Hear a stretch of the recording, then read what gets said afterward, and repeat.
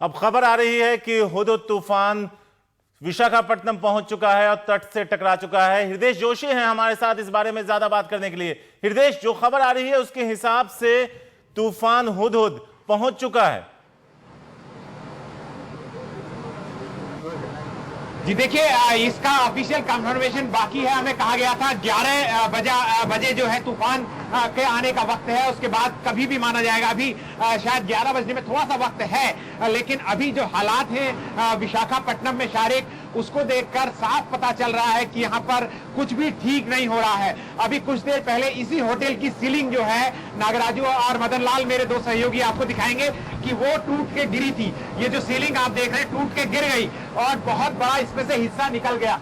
और उसके बाद अभी भी जो आवाजें चारों ओर से आ रही है शारिक, वो बहुत जो है, अगर देखें नागराजू, अगर इस ओर दिखाएंगे पिक्चर आपको, तो ये पूरा का पूरा लग रहा है कि जैसे एक मिनट शारिक, बीच में बोलने में दिक्कत हो रही है, लेकिन ये जो है पूरा का पूरा जो तूफान है ये विशाखापट्टनम पहुंच गया ऐसा लगता है। अगर इससे भी ज्यादा खतरनाक होने वाला है कुछ, तो वो क्या होगा?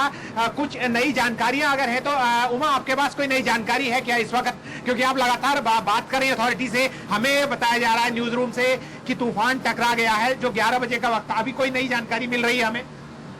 कुछ देर पहले जैसे हमें बताया गया था कि 45 किलोमीटर की दूरी पर तूफान है, लेकिन अब ऐसा लग रहा है कि क्योंकि 7 किलोमीटर की रफ्तारी पर आ रही थी साइक्लोनिक सिस्टम, तो अब लग रहा है कि वाइजाग के ऊपर ही है। तो अच्छी बात यही है कि सिर्फ जो अधिकारी हैं उनके पास कम्युनिकेशन लिंक्स है, क्योंकि 15 सैटेलाइट फोन्स अधिकारियों के पास है, तो जिलों के साथ उनका संपर्क बना हुआ है। लेकिन ताजा खबर किसी को नहीं आ रही है। जब पास हो जाएगी तभी आएगी। जैसे वातावरण हम देख रहे हैं, लग रहा है कि साइक्लोन अब यहाँ से पास हो ही रहा है, क्योंकि इस तरह की विंड स्पीड जैसे आप देख सकते हैं। सैकड़ों पेड़ जो है वाइजैक में गिर गए हैं। उड़ीसा का भी ऐसा ही हाल हो रहा होगा। श्रीकाकुलम वाला हाईवे बंद हो गया है। 50 से ज्यादा ट्रेनें कैंसिल हो गई हैं। अभी उमा सुधीर से बात की थी, और ये सबसे बड़ा उमा जो है वो डिस्टर्बेंस है ट्रेन मूवमेंट में अभी तक का। हाँ जी, साउथ सेंट्रल रेलवे के अधिकारियों का कहना है कि इससे बड़ा डाइवर्शन उन्होंने कभी नहीं किया, क्योंकि 27 ट्रेन डाइवर्ट हो चुकी हैं, 4 पार्शियली कैंसिल हो चुकी हैं और 52 ट्रेनों को पूरी तरह से कैंसिल कर दिया है। पहले से ही नेशनल हाईवे को ब्लॉक कर दिया गया था ताकि कोई वाहन उस पर ना चले, और किसी भी रोड पर आप कोई वाहन आप नहीं देख पाएंगे। आप शारिक, आप पूछिए अगर कुछ नई जानकारी चाहते हैं। हम आपको ये बता दें, ये विनाश लीला ही दिखा सकते हैं जो आपके सामने अनफोल्ड हो रही है। हृदय, हम आपको ये बता दें कि जो खबर हमारे पास है उसके हिसाब से हुदहुद पूर्वी तट पे टकरा चुका है, और जो रफ्तार बताई जा रही है वो 150 किलोमीटर से ज्यादा की बताई जा रही है। तो जो आप जमीन पर जो हालात बदलते हुए देख रहे हैं, इसकी वजह तूफान हुदहुद का टकराना ही है।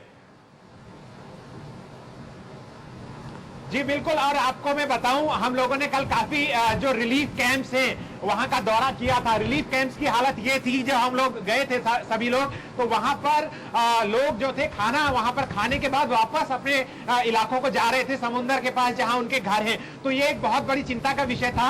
हम यही उम्मीद कर रहे हैं कि ज्यादा से ज्यादा लोग वहां से हटे होंगे, लेकिन जैसा वाइजैक सिटी का हाल है और जैसा हमने देखा था सवेरे की किस तरह से वहां पर समंदर में लहरें 40-50 फीट ऊपर उस वक्त सवेरे के वक्त उठ रही थी, और पूरा जो इलाका होता है बीच का जहां पर वॉक करते हैं लोग, पूरा इनंडेटेड था, पानी से भर गया था। तो उसको देखते हुए शारिक, हम साफ तौर पर ये कह सकते हैं कि जो तूफान है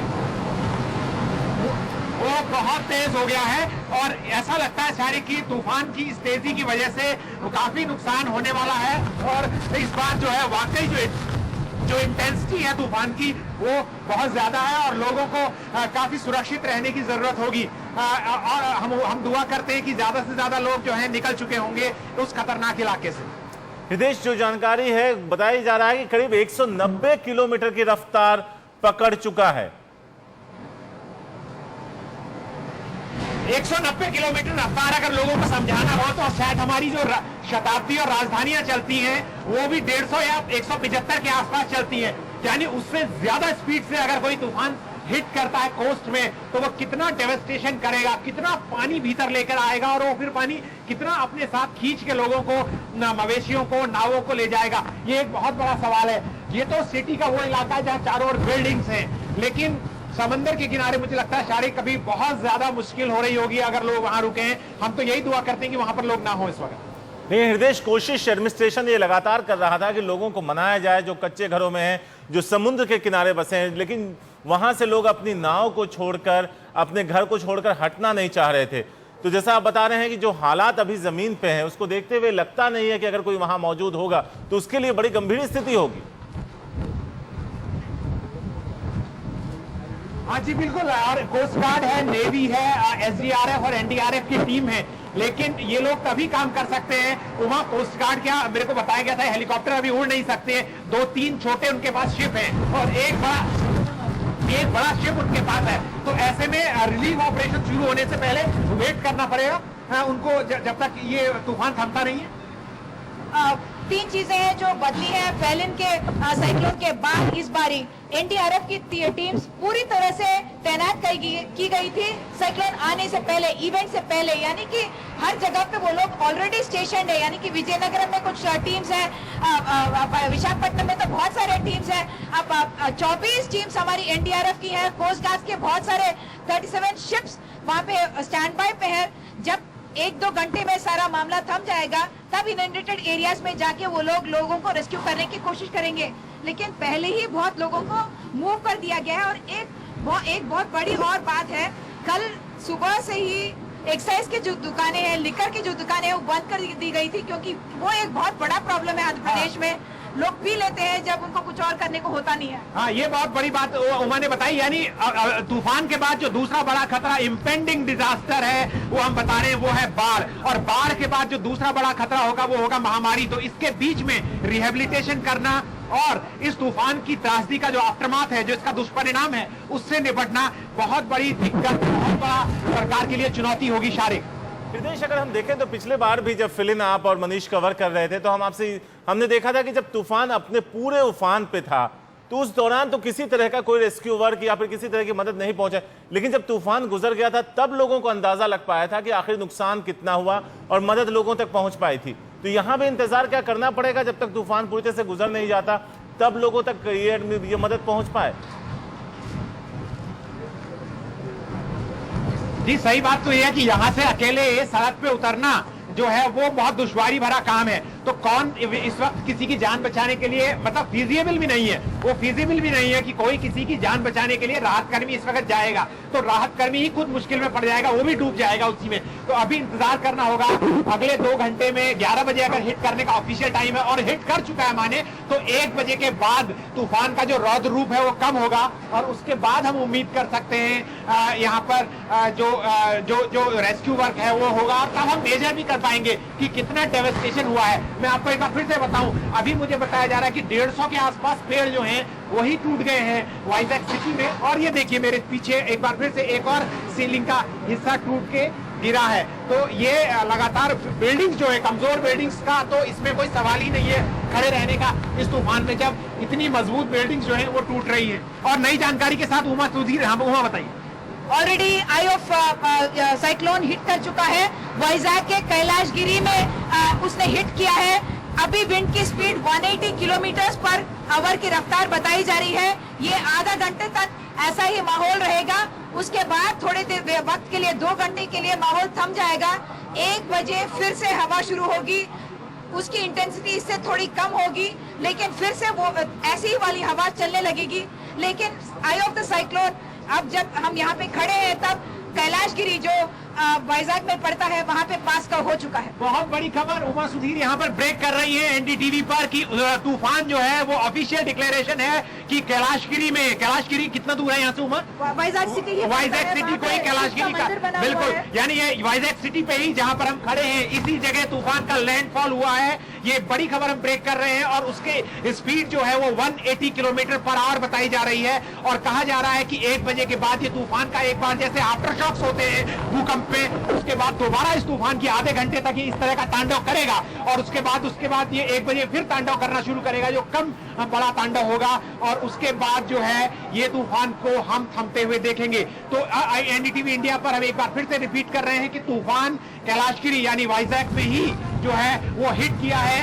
तो प्रेडिक्शंस थे वो सही हुए हैं और उसके तहत हम देख सकते हैं अभी क्या स्थिति है। और अभी जो है यहाँ पर जो तांडव दिखाई दे रहा है वो तांडव से साफ पता है कि ये जो वाइजैक तूफान जो तूफान आया है ये आधे घंटे रहने वाला है और उसके बाद जो है ये तूफान 1 बजे के बाद दूसरी इसकी वेव्स हमको महसूस हो।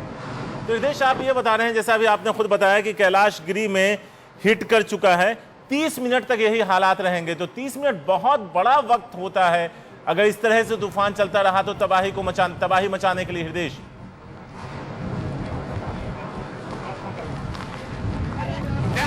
शारिक, मैं आपकी आवाज ठीक से नहीं सुन पाया, अगर आप सवाल को दोहरा सके। हृदय, हम आपसे ये जानना चाह रहे थे कि 30 मिनट का वक्त, जैसा बताया जा रहा है कि 30 मिनट अगर यही हालात रहे तो काफी कुछ तबाही मच सकती है।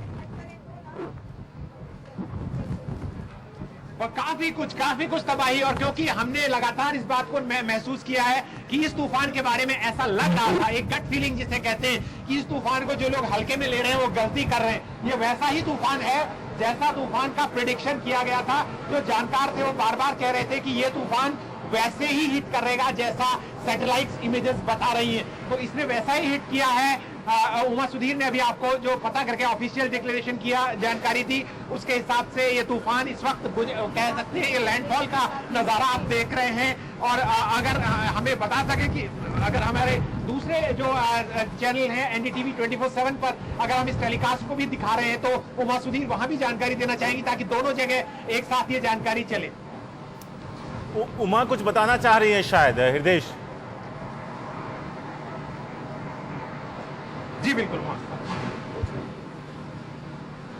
अभी आधे घंटे तक माहौल ऐसा ही रहेगा। साइक्लोन का जो आई है ये बड़ा वाला आई है, ये अब कैलाशगिरी वाइजैक टाउन में ही जो पड़ता है वहां पर ये हिट कर गया है। उसका इम्पैक्ट अभी फील हो रहा है। 180 किलोमीटर प्रति घंटे की रफ्तार से ये साइक्लोन का आई जो है वाइजैक से ही पास हो रहा है।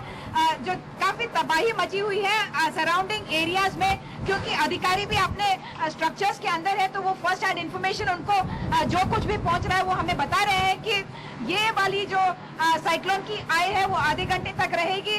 कुछ देर तक मामला थम जाएगा। लोगों को ये एक तरह की वार्निंग है, चेतावनी है कि आप ये ना समझे कि साइक्लोन हो चुका है और बाहर निकलना शुरू न कर दे, क्योंकि 1 बजे तक फिर से विंड्स ऐसे ही शुरू हो जाएंगी। क्योंकि एक छोटा आई और है, यही अधिकारी हमें बता रहे हैं। साइक्लोन का एक और आई है, उसका इम्पैक्ट शायद विंड्स की जो स्पीड है इससे थोड़ी कम हो सकती है, लेकिन साइक्लोन तब तक खत्म नहीं हुई।